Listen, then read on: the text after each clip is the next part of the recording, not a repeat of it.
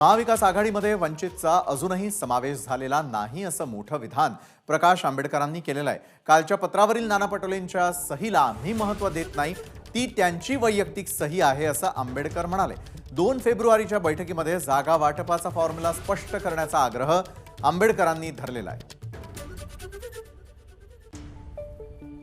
वंचित बहुजन आघाडीचा महाविकास आघाडीत समावेश झाला, तर मग महाविकास आघाडीत वंचितचा समावेश झाला असं मानायचं की नाही? अजून मानायचं नाही।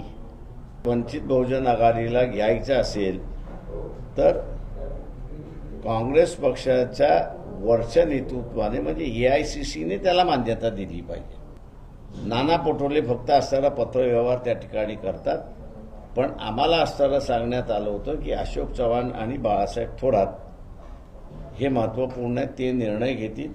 त्या पत्रावरती असताना बाळासाहेब थोरात आणि अशोकराव चव्हाण यांची सही नाही आहे।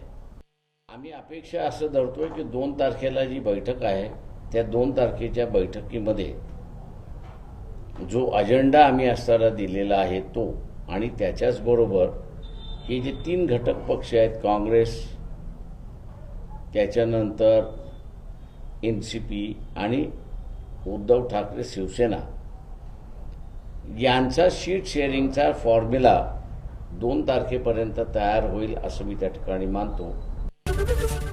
ABP माझा, उघडा डोळे बघा नीट।